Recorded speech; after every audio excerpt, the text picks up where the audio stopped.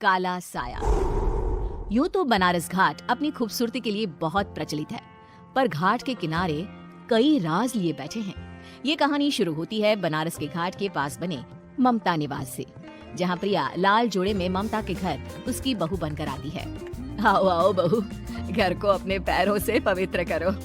ममता घर की दहलीज पार कर ही रही होती है कि अचानक एक बहुत गंदी सी बास पूरे घर में फैल जाती है।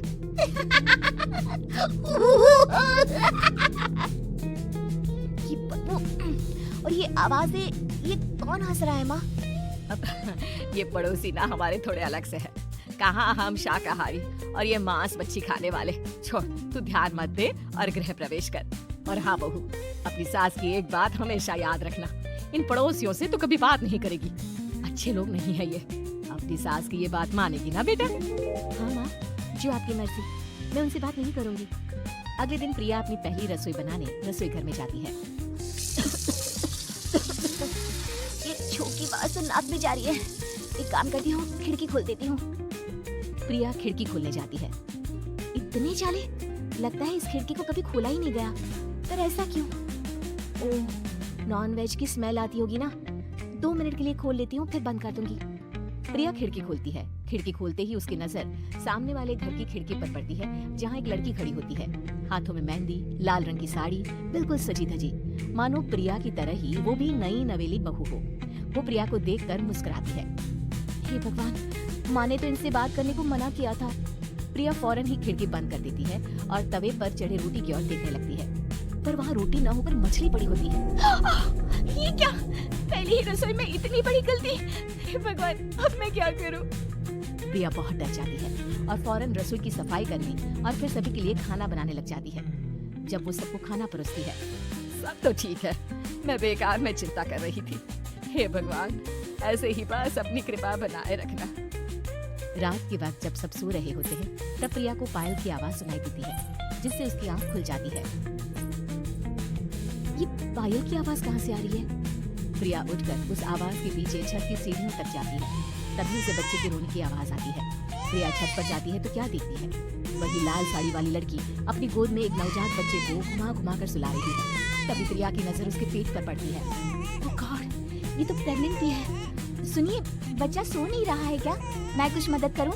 नहीं नहीं, आपके घर वालों को अच्छा नहीं लगेगा, मैं संभाल लूं। स्नेहा की गोद से बच्चा हाथ मारकर प्रिया की गोद में आने को छटपटाने लगता है। दोनों घर अगल बगल में बने होने के कारण प्रिया उस बच्चे को गोद में ले लेती है। प्रिया के पास आते ही वो सो जाता है।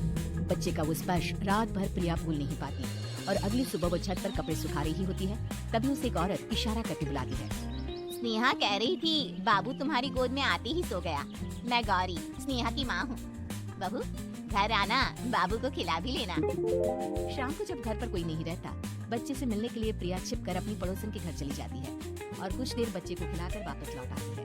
इसके कुछ दिन बाद ही प्रिया को पता चलता है कि वो माँ बनने वाली है। ममता की खुशी का ठिकाना नहीं रहता। माँ जी, पता नहीं क्यों उल्टी आ रही है। प्रिया भागती हुई वॉशरूम में जाती है तो हरे और लाल रंग की उल्टी करती है। उस उल्टी में से कीड़े निकलते हैं। ये क्या? खून और ये कीड़े! माँ! माँ! प्रिया की आवाज सुनकर ममता दौड़ कर आती है, पर बेसिन में कुछ नहीं होता। प्रिया हक्की बक्की रह जाती है। ये सब क्या हो रहा है? प्रिया घबरा जाती है और अपने कमरे में जाकर सो जाती है। डर के कारण वो इतनी थक जाती है कि उसकी आंख लग जाती है।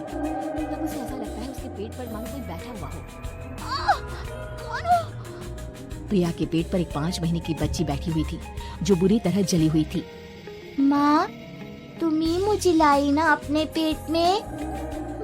मैं तुम्हारी माँ नहीं हूँ। कौन हो तुम? माँ, देखो मैं जल गई बुरी तरह से। 6 महीने पेट में रहने को भी मुझे नहीं मिला। सहला दो ना माँ। बचाओ! बचाओ! माँ! ममता दौड़कर कमरे में आती है। प्रिया की बातें सुनकर वो सब समझ जाती है। तू कहीं बगल वाले घर में तो नहीं जाकर आई ना बहू? मुझे माफ कर दो, मैं गई थी माँ। उस घर में सब मरे हुए हैं बहू। कई साल पहले स्नेहा उस घर में बहू बनकर आई थी। कुछ ही दिन में वो एक बच्चे को जन्म देने वाली थी। पूरा घर बच्चे के आने की खुशी में खोया था कि एक दिन अचानक उस घर में आग लग गई। सब बुरी तरह जलकर मर गए। गौरी आज भी दादी बनने का इंतजार कर रही है। और इसीलिए स्नेहा ने अपना अजन्मा बच्चा तुम्हारी कोख में डाल दिया। ममता ये कह रही होती है कि पीछे से उसके पैरों को एक बच्चा पकड़ लेता है। दादी दादी। माँ, स्नेहा की गोद में यही बच्चा था। ये बच्चा कौन है फिर? तेरी मौत है। तेरी भी दादी। जिस चीज का ममता को डर था वही हो गया। ममता निवास के ऊपर मौत ने चादर बिछा दी थी। प्रिया का पेट ऐसे बढ़ जाता है मानो 9 महीने का हो। 2 हाथ उसके पेट से बाहर निकलते हैं। बहू, संतोष को फोन कर, किसी पंडित जी को बुला बहू। प्रिया का पति भागता हुआ घर आता है। ये तो होना ही था माँ। तेरा पाप तेरे सामने आ गया तो तू सह नहीं पा रही है।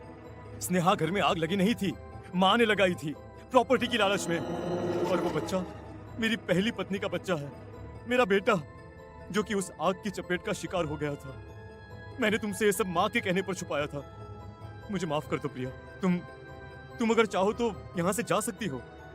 मैं तुम्हें किसी भी बंधन में रखना नहीं चाहता। मेरी शादी हुई है आपसे, मैं आपको छोड़ नहीं सकती, पर उससे पहले हमें स्नेहा, उसकी माँ और बच्चे की आत्मा की शांति करवानी होगी। संतोष और ममता गौरी के घर जाते हैं। अंदर सब कुछ जला हुआ होता है। जमीन पर जली हुई लाशें बिखरी हुई थी। ममता रो रो कर अपने करने की माफी गौरी से मांगती है। प्रिया स्नेहा के घर वालों का अंतिम संस्कार करवा देती है और ममता निवास फिर से आत्माओं के साए से मुक्त हो जाता है।